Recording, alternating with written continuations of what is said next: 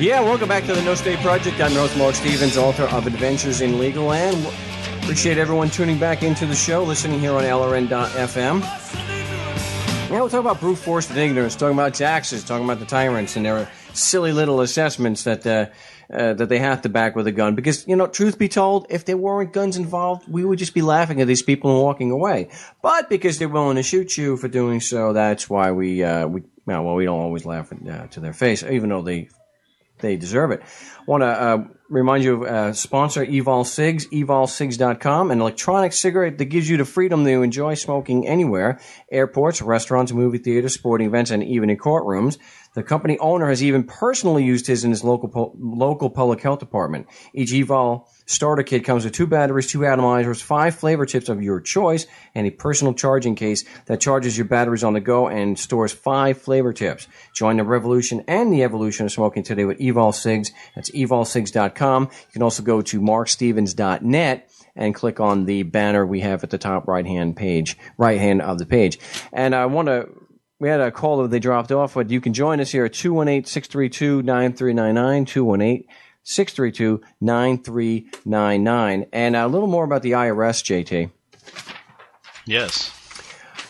Well, and taxes in general, since that's been really the focus of my so-called life the last whole month of January. But I'm glad to be able to help people. It's always great when you hear that they're, the tyrants are, they're moving on to, unfortunately, another victim, but they're leaving my client alone, which is good. A lot of this seems to be where when we point out that there are no facts, there's no evidence, what they want to do is keep pointing the finger at the employer that, well, we've got this report. All right, but so what? Like I said, my dog can issue a 1099. I mean, that means nothing. Well, the thing is, it means everything to them. And of course, but it's not. Yeah, it's merely pointing at somebody else. It's nothing legitimate by their own. We're just following protocol here. Talk to your employer. It's his fault. Yeah, but you put a gun to his head to report this. But what you need to do is put a cloud on the reporting, because they'll tell you, and they've been telling us this a lot, because they're trying to scapegoat the employer and take the heat off themselves, of course, because they're a bunch of cowards. Of course.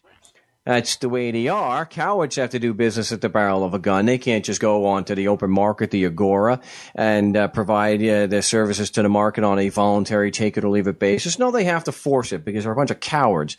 It's so scary putting your services out there so for people to, accept or walk away from. Oh, gosh, it's terrible. Oh, no. So anyway, they keep putting it off on the employer. But the important thing here is if you can show there's a problem factually with the report, that's usually something they pay attention to. So we've had a number of them tell us in the last few weeks, look, if they should not have reported this, then we can zero this out.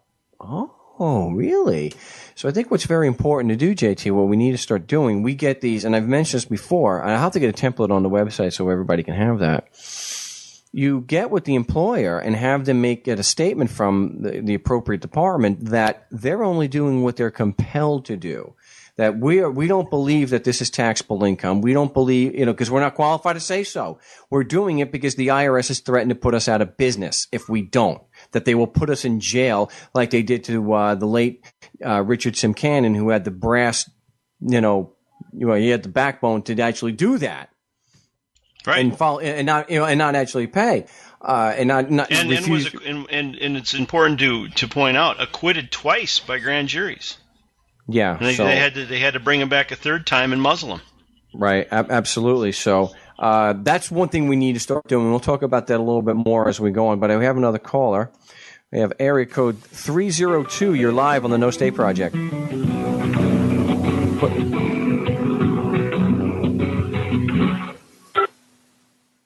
And they dropped off. Oh, that was a nice musical interlude. Yeah, I don't know what happened there. The caller dropped off. Anyway, 218-632-9399, 218-632-9399. I think this is very important, though, what we're talking about as far as putting a chink in the armor, so to speak, putting a cloud over the IRS's assertion that the report is the be-all, end-all of this. Look, we have a report of income. The law says it's taxable. Bada boom, bada bing. That's all we're going to hear. But now what if we got the employer involved saying, look, we're doing what we're compelled to do. We're not making any decision. It's taxable. Right. So the not so secretive hand of force is on the employer, yet the other branch, the left hand is got a gun to the employer's head. And then the right hand of this entity is saying, "Hey, it's not us," pointing at the You know what? The perfect analogy for what this is a scene from Blazing Saddles when Cleavon Little enters town as sheriff and points a gun at his own head and put away your guns or the sheriff gets it. I mean, right. They're with one hand they're bullying and threatening, and in the other hand they're saying, "Hey, it's not us; it's your employer over there that we, by the way, we're strong arming." Yeah, absolutely. Yeah, and I think that what's important here too is also if people, even if you don't have any problems with the IRS, I think what you're doing is it's a very low risk way of demonstrating the violence inherent in the system. So that can imagine getting all these statements from employers that you can send to the IRS with a tax return if you still believe in filing, and they just keep getting maybe hundreds and hundreds and hundreds of these. This is only being done to be able to avoid going to jail. Put the violence on the forefront. Get the gun out from underneath all that damn paperwork. That I think is very important. But as far as on an individual basis, I don't think we can underestimate just how important it is to have these statements from the employers that they're only doing it to avoid being shut down. They're not making any legal determinations it's taxable. They're not even making a determination it's required to be withheld. They're only doing it because the IRS is forcing them to do it. Exactly. So I think that what that does is it certainly puts a cloud on the, whether it was proper to do the reporting or not. And so if we can make that issue, if we can make the issue of what was reported, if we can put that at issue, that is a factual issue. Should this not have been reported? Hey, we don't know. The employer's not taking it because we can make it so the employer's not taking any responsibility for the report. It's just because of the violence. Well, and you could put the employer to a decision by constructing something fairly simple, saying that they made a free will determination that your income was taxable, and that was the reason that they sent the report. They're not going to sign that. Well, no, we actually have a number of people so far that I've been working with where we've gotten documentation from the employer. I'd like to get it in the form of an affidavit, which would be the best. But the employer has already stated that they're only doing it because they were compelled by the IRS to do it, and that they made no determinations, nor are they qualified to make determinations of federal tax law. They're just doing what they're compelled to do and that they have to do in order to stay in business. Right, and compelled softens it. They're threatened. Well, yeah. Do this, we'll grind you out of business. Yeah. And we want to go to the phone lines. Hopefully everything works out well here. We have Dan from Phoenix. Dan, welcome to the No Stay Project. Hi, Mark. This is Dan. Yeah, Dan, welcome back to the show. Good to talk to you again. Yeah, can you hear me okay? We can hear you fine. Cool. I'm wondering when is the judge going to jump down my throat when I never plea? When you never plea? What's that?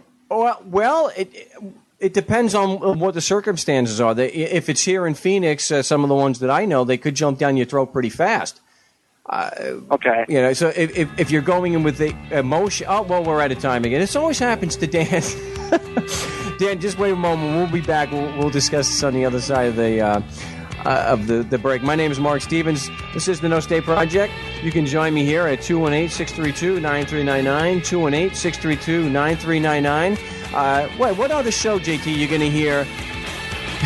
Jane's Addiction and Miles Davis, only on the No State Project here on LRN.FM. Don't go away. We'll be back with your calls.